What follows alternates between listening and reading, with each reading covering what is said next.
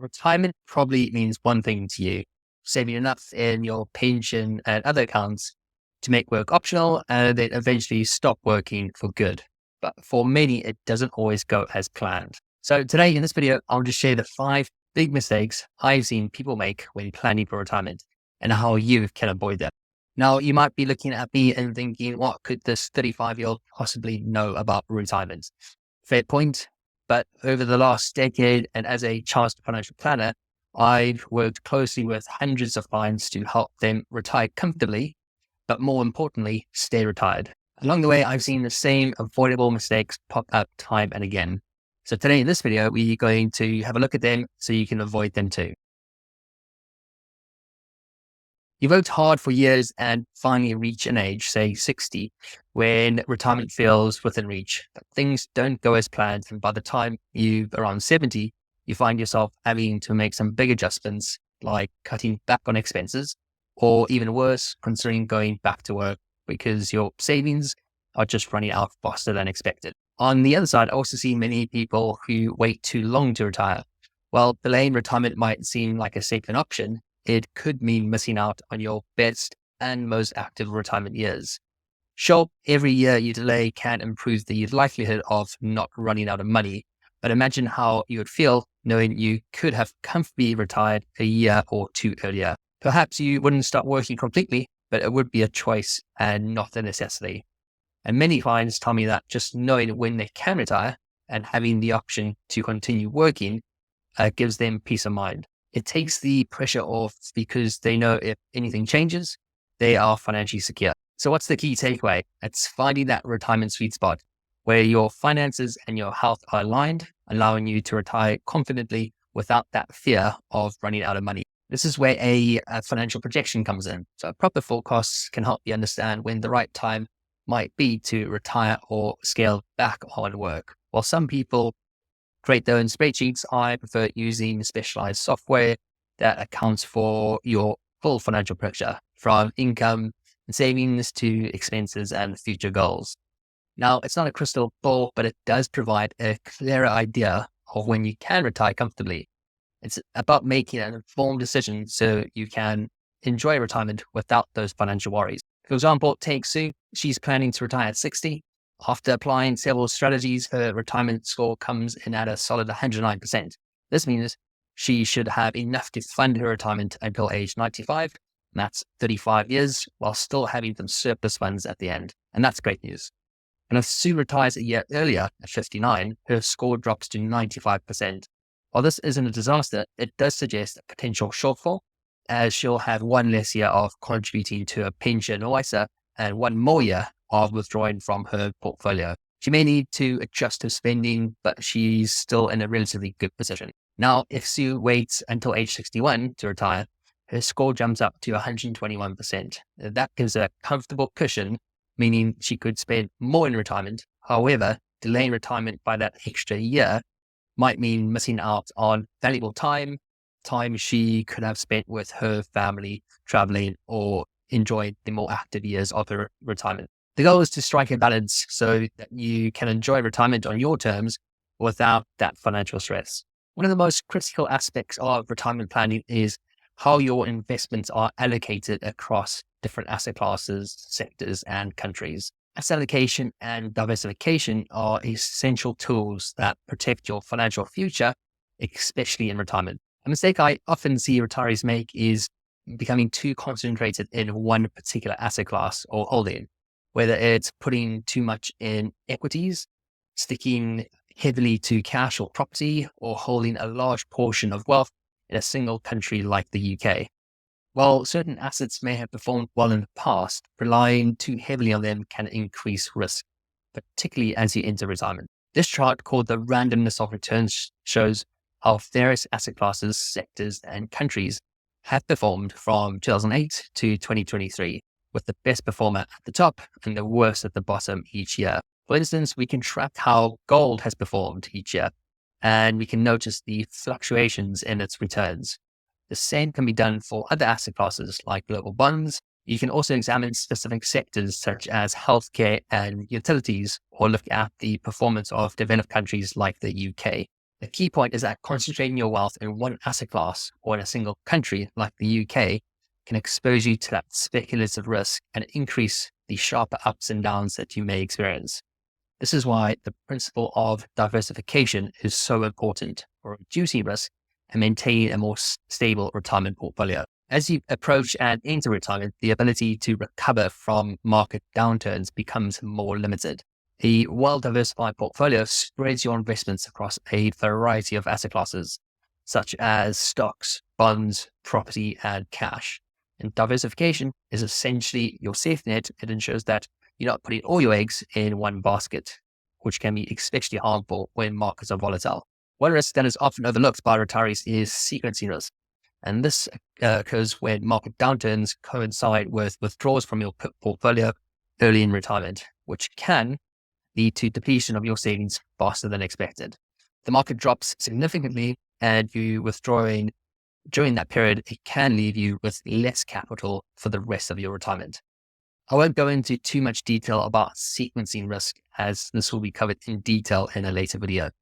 Another common mistake I see retirees make is not having a clear withdrawal strategy to create that sustainable and tax efficient income in retirement.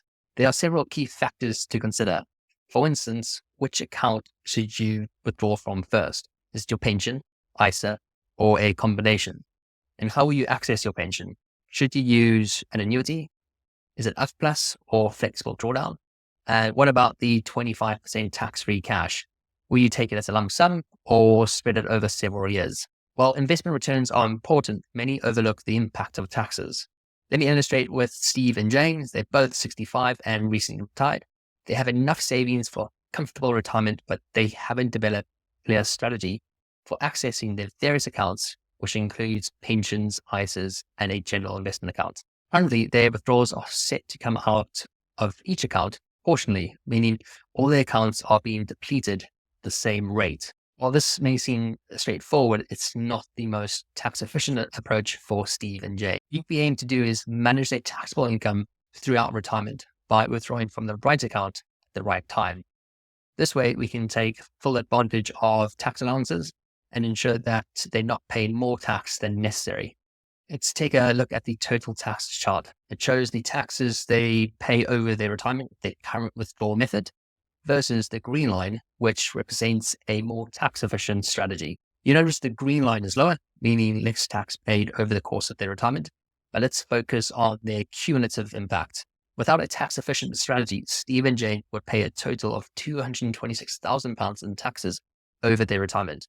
With proper planning, however, they could reduce that to £137,000. And what about inheritance tax? Steve and Jane want to minimize their IHT bill as much as possible. By implementing a strategic withdrawal plan, we can preserve more of their pension pots, potentially reducing their IHT bill by as much as £349,000. Now, this is based on a number of assumptions, and tax laws will likely change over time.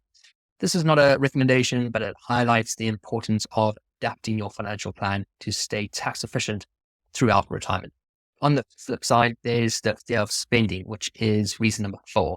So I see this far too often. Clients who have spent their entire lives being careful with money, they've budgeted really well and saved for the future.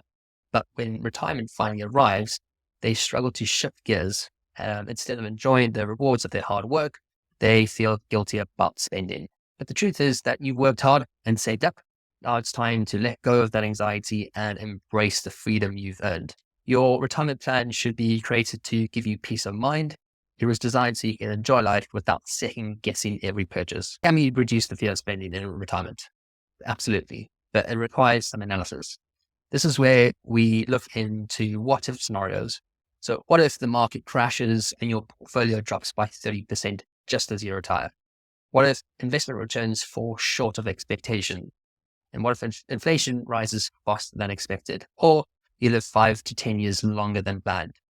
So these are the scenarios we have to plan for and agree both proactive and reactive strategies to ensure that when certain events like a market crash do happen, and not if, that everything will be okay. Another step in this process is conducting a volatility analysis. So we project your retirement plan forward using different investment return scenarios. And this helps us identify potential years when there may be a lower likelihood of covering your expenses.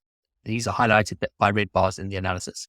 It also shows the range of possible portfolio outcomes with the key focus on the middle line, staying above zero. So in other words, across 1,000 different simulations, this indicates that you wouldn't run out of money. But there's one more test. So after we assess the what-if scenarios and project future outcomes, I like to see how the plan would have held up in the past.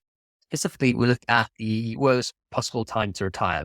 So based on 70 years of market history, and for example, the toughest time for someone with a portfolio of £1 million to retire was in December 1967. The yellow line in the analysis shows a portfolio would have performed during that difficult period. These are the scenarios we carefully explore with our clients. So by considering these possibilities ahead of time, we can build a flexible plan that adapts to life's twists and turns. The goal is simple. No matter what happens, you can still enjoy your retirement without that fear of running out of money. And yes, this might seem like an overkill, but it's essential. You need to understand the likelihood of running out of money based on a range of assumptions and historical data. But most importantly, the goal is to create a plan that ensures you can still live comfortably, even if circumstances are less than ideal. I think it's important not to forget that retirement isn't just about money. It's a massive life change, and how many people underestimate how challenging it can be. So if you think about it, if you retire at 60 and live until 90, that's 30 years of your life. What will you do with all that time? So number 5 on the list is not preparing for the non-financial side of retirement. One of my clients, a former executive, told me, I didn't realize how much I'd miss the structure work. He has the financial side sorted, but wasn't ready for the emotional adjustment. Planning for this next phase of life means thinking about what will give you purpose, whether it's spending time with family, having certain hobbies, going traveling, or even some part-time work. It's important to have a vision for how you fill your days. So those are some of the biggest mistakes to watch out for when planning your retirement. It's not just about having enough saved up. It's about making sure you've got a well-rounded plan that covers everything from when you retire to investment strategies to how you actually enjoy your time. If you enjoyed this video, please do leave a like and subscribe. And as always, if you have any questions about your plans for retirement, then please do get in touch. See you in the next video.